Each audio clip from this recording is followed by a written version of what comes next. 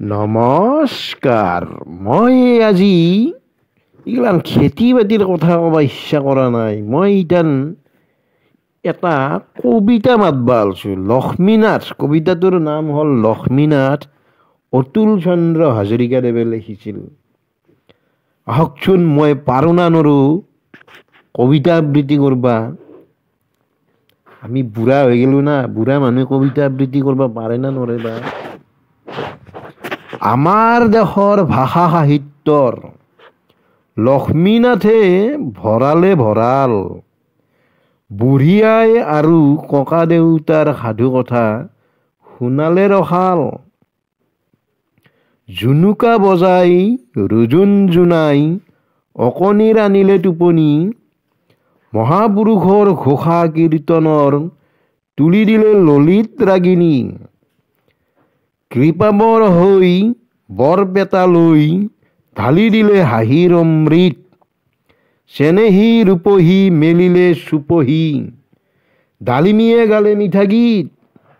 কাহুদি সাৰলি দিলে খাবলৈ, খালোঁ সবে টপালি টপালি। বিহু ডাঙৰীয়া হল মতলীয়া। ক'ত গেলে? মই চাই মাতি আছোঁ ৰ'ব। লক্ষ্মীনাথে বজালে মুৰুলী, বীৰ গদাধৰ চক্ৰধ্বজৰ দেখালে সুঠাম বহল মন।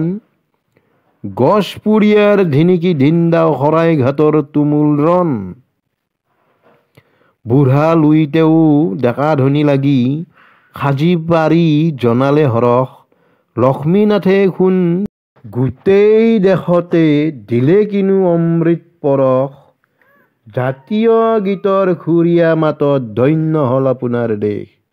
বিনা ভাগি গ'ল অমীয় জংকাৰ, আজিও যে ৰ'ল অৱশেষ। নীল আকাশত খৌ লক্ষ্মীনাথ, চোৱা আজি পূৰ্ণিমাৰ জোন।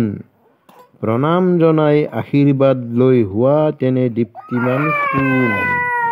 আমাৰ আপাই কান্দবা ধৰলাক, মই এতিয়া বাদ দিব লগা হ'ল। নমস্কাৰ। একো দায় দুখ নধৰিব। কবিতাটো দেখা পাই অলপ মাতবাৰ ইচ্ছা গেল, সেয়ে অলপমান মাতিলোঁ। দায় দুখ নধৰি